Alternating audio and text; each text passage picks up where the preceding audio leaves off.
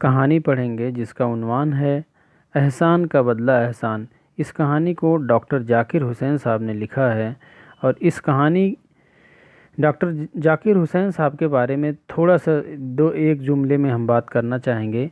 ये हमारे मुल्क हिंदुस्तान के नायब सदर और सदर जमहूरिया भी रहे हैं और बिहार सूबे के गवर्नर भी रह चुके थे।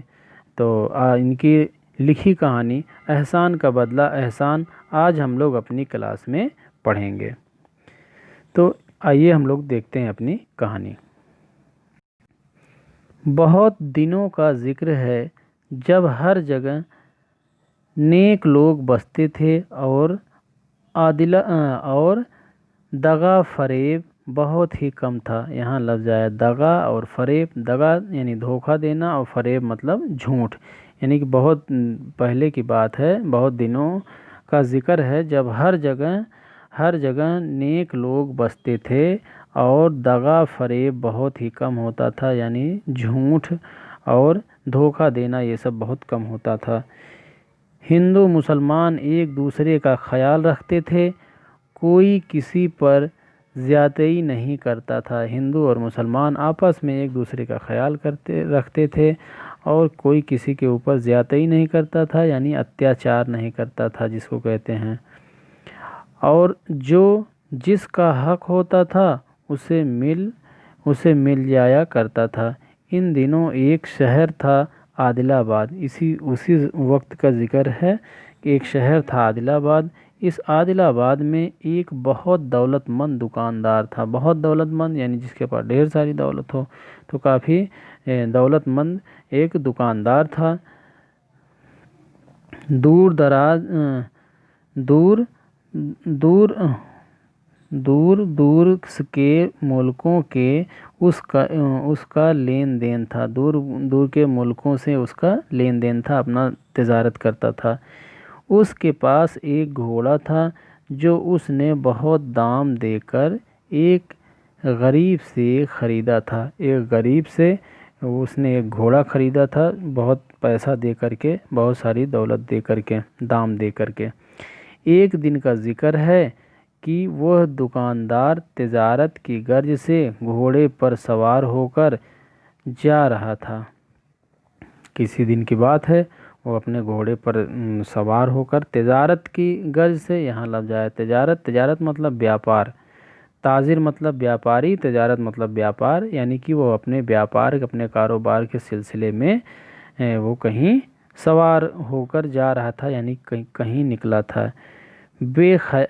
बेख्याली में शहर से बहुत दूर निकल गया। उसने ध्यान नहीं दिया और शहर के काफ़ी आगे निकल गया और एक जंगल में जा निकला। कहीं जंगल में जा पहुंचा। अभी ये अपनी धुन में आगे जा ही रहा था कि पीछे से 6 आदमियों ने, कुल कितने आदमियों ने? 6 आदमियों ने उस पर हमला कर दिया। ये ताजिर था अकेला और उसके ऊपर कुल मिला के 6 आदमी मिलकर एकाएक उस पर हमला कर दिया।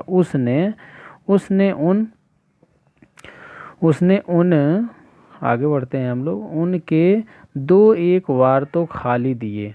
2-1 वार खाली दिए मतलब जो तमाम सारे जो 6 डाकू थे उनके 1-2 बार उसने मारने की कोशिश की, लेकिन उससे बच निकला। 2-1 वार खाली देना से मतलब है कि 2-1 बार उसको मारने की कोशिश की, लेकिन वो बच निकला। लेकिन जब देखा कि वह 6 हैं तो सोचा कि अच्छा यही है कि इनसे बचकर निकल चलो। उसने घोड़े को घर की तरफ फेरा, लेकिन डाकुओं ने अभी अपने घोड़े पीछे डाल दिए। उसने सोचा कि अब अपनी जान बचाना मुश्किल है, तो उसने तुरंत घोड़े को मोड़ा और वहाँ से वापस हो लिया। लेकिन डाकुओं ने भी अपने घोड़े पीछे डाल दिए, यानी कि उसका पीछा करना शुरू कर दिए। डाकुओं ने अब भी उसे नहीं छोड़ा। अब तो अजीब हाल था। सारा जंगल घोड़ों की टापुओं से गूंज रहा था, यानी घोड़ों के टापुओं से, यानी कि घोड़े के चलने की जो आवाज़ होती है उससे पूरा जंगल गूंज रहा था, पूरे जंगल में केवल यही आवाज़ आ रही थी। सच ये है कि दुकानदार के घोड़े ने उसी दिन अपने दाम वसूल कर दिए। कैसे दाम वसूल कर दिए कि उसकी जान बचा दिए, बड़े मुश्किल से आगे उसको ले आया। कुछ देर बाद डाकुओं के घोड़े पीछे रह गए। जब डाकुओं के घोड़े पीछे रह गए यानी उसकी जान बच गई, तो एक मतलब सच यही है कि उस घोड़े के दाम तो उसी दिन वसूल हो गया था, क्योंकि उसी घोड़े की वजह से उस ताजिर की जान बच गई थी। घोड़ा दुकानदार की जान बचाकर उसे घर ले आया। घोड़ा जान बचा करके ताजिर को उसके घर ले आया और उसी दिन उसके दाम वसूल हो गए थे। तो हाँ, तो उस रोज़ घोड़े ने इतना ज़ोर लगाया कि उसकी टांगें बेकार हो गई। क्योंकि घोड़ा ताजिर की जान बचाने के लिए बहुत तेज़ी से दौड़ा, तो इस वजह से उसकी टांग उसी रोज़ खराब हो गई। खुदा का करना ऐसा हुआ कि कुछ दिनों बाद गरीब की आँख भी जाती रही। यहाँ लफ्ज़ गरीब आया है, और गरीब जो है लफ्ज़ घोड़े के लिए इस्तेमाल किया गया है। गरीब मतलब जिसके पास सब कुछ ना हो, यानी कि अब उसकी आंखें भी चली गई और पैर भी खराब हो गया, तो इसलिए यहाँ पे घोड़े को गरीब कहा गया है। कहा कि कुछ दिनों बाद गरीब की आंख भी चली गई, यानी कि घोड़े की आंख भी चली गई। लेकिन दुकानदार को अपने वफादार घोड़े का एहसान याद था, क्योंकि उसने उसकी जान बचाई थी। चुनांचा उसने साइस को हुक्म दिया। यहाँ लफ्ज़ आया है साइस। चुनांचा मतलब इसलिए उसने इस प्रकार उसने साइस को, यहाँ लफ्ज़ आया साइस। साइस के मायने होता है घोड़े की हिफाजत करने वाला। साइस का मायने क्या होता है? घोड़े की हिफाजत करने वाला। इसके पहले आप पढ़े थे फिलबान।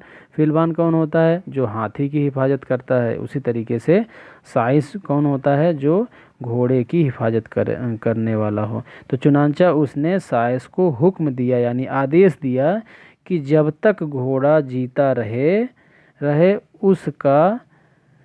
उसका रोज़ सुबह व शाम 6 सेर दाना दिया उसको रोज़ सुबह और शाम 6 सेर दाना दिया जाए। 6 सेर ये क्या है? ये स्टैंडर्ड है, मानक है। 6 सेर उसको दाना दिया जाए और उससे कोई काम न लिया जाए। उसने कह दिया अपने साइस को कि घोड़े को पूरी इसकी हिफाजत किया जाए और उसको रोज़ 6 सेर दाना दिया जाए, इससे कोई काम भी ना लिया जाए, क्योंकि उसने इसकी जान बचाई थी। लेकिन साइस ने इस हुक्म पर अमल न किया। साइस ने क्या किया? इस हुक्म पर अमल नहीं किया। वह रोज़ बरोज़ घोड़े का दाना कम करता गया। यही नहीं, बल्कि एक रोज़ उसे अपाहिज और अंधा, क्योंकि पैर भी खराब हो गया था इसलिए अपाहिज, और आंखें भी खराब हो गई इसलिए अंधा, उसको समझकर अस्तबल से लफ्ज़ आया अस्तबल। अस्तबल के मायने होता है जहाँ घोड़े रहते हैं, उसको हम क्या बोलते हैं? अस्तबल। तो उस अपाहिज को अपाहिज और अंधा समझकर अस्तबल से निकाल दिया। बेचारा घोड़ा रात भर भूखा प्यासा बारिश और तूफान में बाहर खड़ा रहा। रात भर बेचारा बाहर ही खड़ा रहा। जब सुबह हुई तो ज्यों त्यों करके वहाँ से चला गया। जब सुबह हो गई, उसने देखा कि अब मुझे कोई ले जाने वाला नहीं है, तो बेचारा वहाँ से ज्यों त्यों करके किसी तरीके वहाँ से चला गया। अब हम लोग बाकी की कहानी अगले हिस्से में पढ़ेंगे। मिलते हैं हम लोग अगली क्लास में।